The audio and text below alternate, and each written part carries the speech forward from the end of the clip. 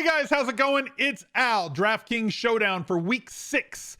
An amazing game between the Philadelphia Eagles and the Tampa Bay Buccaneers. Loads of offense, running quarterbacks, Hall of Fame quarterbacks. Who's going to retire first? Tom Brady or Jalen Hurts? Because the smart money's on Jalen Hurts. As good as he is, Tom Brady's going to play until he's like 78 years old. And Jalen Hurts might retire at 40. So like, smart money's on Hurts retiring first. I digress. Anyway, we're going to go over all the lineup building strategies and look at what we have on this Thursday night football slate. A really fun game. Total of 51.5. Buccaneers favored by 7. Loads of options to talk about. So thank you guys for being here. Drop a like on the video. Subscribe to the channel. Leave a reply. Click the share button. Embed, Facebook, whatever. You can just cancel it after you do that. Appreciate you guys being here. Let's get to the video right now. He's a legend. So basically, if you guys have paid attention to the rules that we've gone over for like ever, for like the past 2 years, the way that we're attacking showdowns, you've probably had yourself a few bites at the apple to try and take down a tournament with the way that showdown slates have been going, especially on Monday Night Football when, you know, quarterback stacked with 2 players, pass catcher, whether it was Andrews, whether it was Marquise Brown stacked with his quarterback coming back, using player from the other team that's coordinated or correlated with that player, avoiding certain things. Obviously, in a single game situation, anything can happen. And so we kind of have to prepare for that. So whether you're building 1 lineup, 5 lineups, 20, 100, or 150, you want those lineups to kind of do the thing that you're trying to get them to do. So the highest played captains in this game are probably going to be some combination of Tom Brady or Jalen Hurts. Okay? We know that quarterbacks typically have only won showdowns 15% of the time in history. And even the optimal lineup, the one that took down the tournament on Monday night with as massive a game as Lamar had, Mark Andrews, I believe, was still the optimal captain to play because there's much more opportunity. One, because of the lower price of the pass catchers and the opportunity for them to score the same amount of points with not as big a week. He threw for like 400 plus yards, 4 touchdowns, as well as running for like 56 yards. Like that still didn't equate to what the pass catcher got because of the 100-yard bonus versus 300-yard bonus, because of 1 point every 10 yards versus every 25 yards.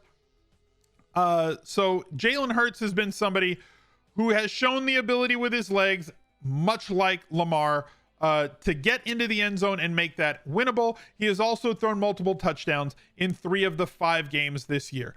I will probably be allowing, much like I allowed for a greater number of captain allocation for Lamar Jackson on Monday night for both of these quarterbacks, but I'm still not going to let it get out of hand. I probably won't have over 20% of my captain spots filled with a quarterback.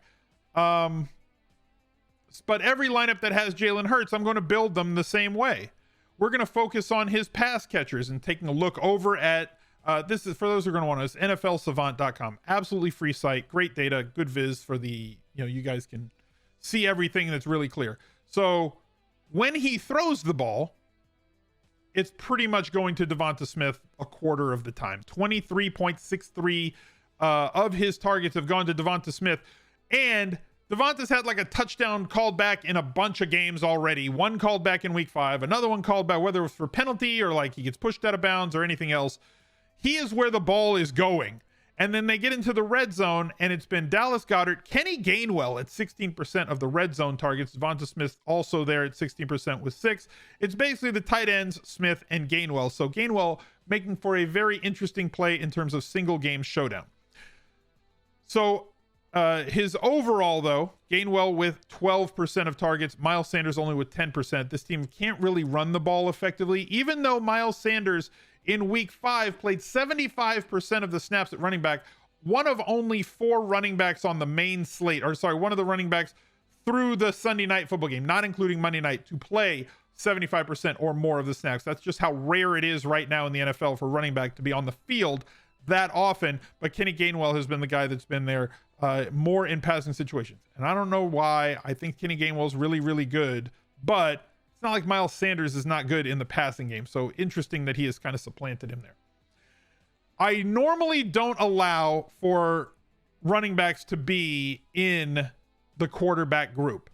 I'm not going to allow it for Miles Sanders. I will allow it for Kenny Gainwell just based on his inclusion in the passing game so far. That may be a mistake. I may change my mind by the time the slate gets here. He's 2,400 for Gainwell. He's not going to carry the ball at all, but he's had enough of the targets, especially enough of the market share of red zone targets, to warrant inclusion on a single game showdown. You can include Fulham in there. You can include Greg Ward's on the field a lot right now, even though he's not getting targeted. He's not going to have to do much if he catches one touchdown, and he has caught 2 so far on only 3 targets. And he was also the guy who was on the field for that pick play that got called against Devonta Smith. So he's on the field inside the 10 situations. So while he's not getting targeted a lot, there is a lot of touchdown upside there. The first group is Jalen Hurts plus 2 pass catchers if he's going to be your captain. The second group, I'm not going to exclude Sanders from being in that group. I'm just not going to include Sanders in the group. The next group is going to be a bring back group with basically every single viable offensive player on Tampa Bay. Same thing goes if we're building captain lineups on Tampa Bay with Tom Brady. Going to include all the pass catchers: Godwin, Brown, Evans. Fournette has been included or has been involved in the passing game with an awful lot of targets in every single game, but not going to include him. Let's take a look over at the Buccaneers. Basically, it's very straightforward and simple. With Mike Evans getting 20% of the market share, Chris Godwin with 19% of the market share, Antonio Brown with just under 14%. And when we get into the red zone, it's been Chris Godwin and Mike Evans and Rob Gronkowski. Monitor Gronkowski. I don't think he's going to be I think he's out. He's on IR, isn't he? I think for sure he's out, or was it a 1 week thing?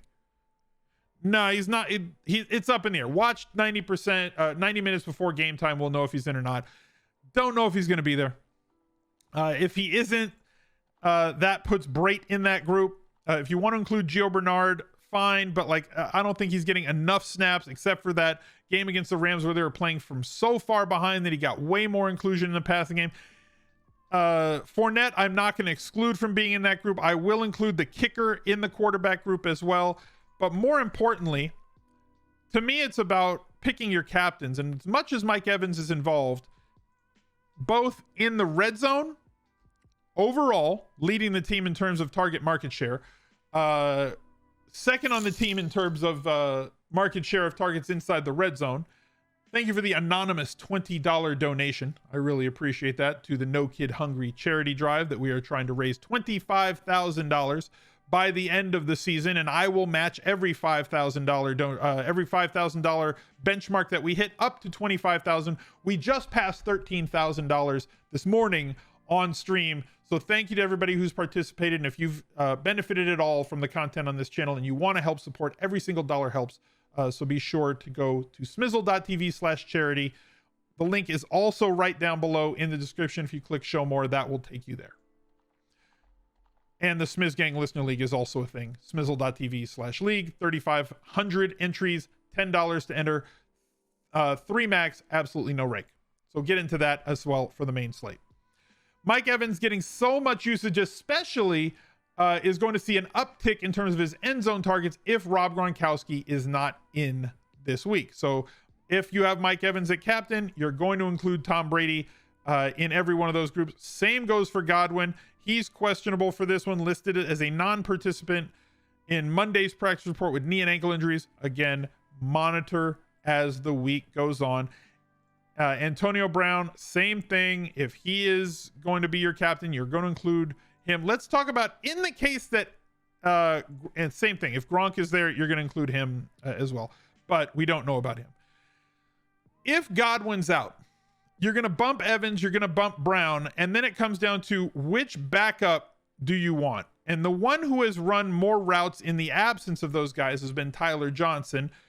Scott Miller has been out there, but he has been outsnapped by Tyler Johnson on the season. I would assume that if Godwin is not playing, that Tyler Johnson takes over the lion's share of the snaps and therefore would out-target anybody else at 1,500 and would make a really good target. Sharon, thank you for another $20 donated to No Kid Hungry. And we can do the same thing when we come over here. If I'm going to pick a captain that's not going to be Jalen Hurts on the Eagles, and I'm going to be picking captains that are not Jalen Hurts on the Eagles.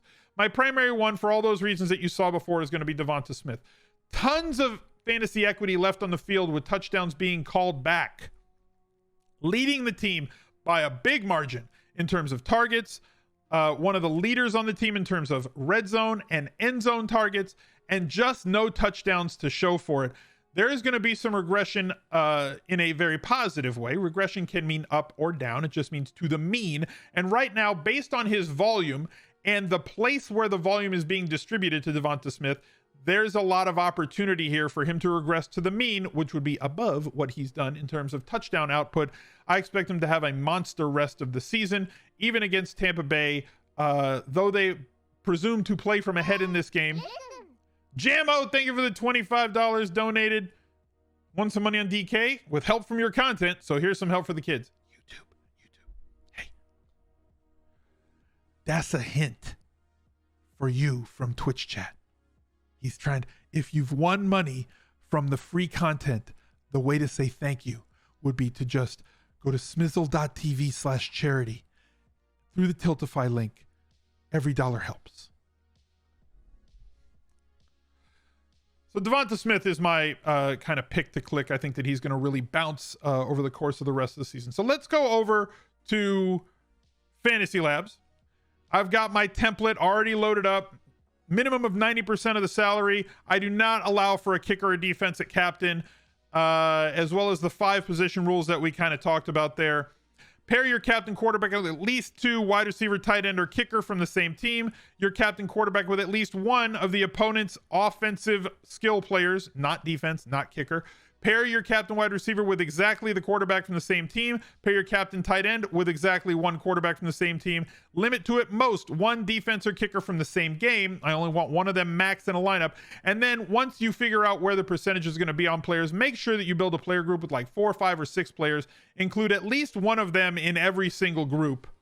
Or in every single lineup, so that you make sure that your lineups are a little bit more unique. We're going to go over here. We're going to make 150 lineups. We're going to sort them by floor, because screw all the people that go to this page and look for, I'm just going to copy down lineups on the internet so that I can just cut and paste them. Everybody's pausing right here. I'm also going to throw an ad right here so that they catch an ad when they fast forward through the video to get to this point. But it's that easy to build lineups. Then you got to tweak your allocations based on which captains you want, who you want to exclude, the limitations that you want to get. And that's the easiest way to build lineups with the lineup builder. So go to Fantasy Labs and check it out. There's going to be a link down below in the pinned comment.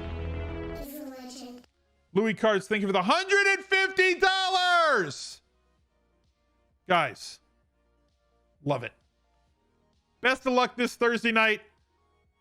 Look out for another video right there. He's a legend.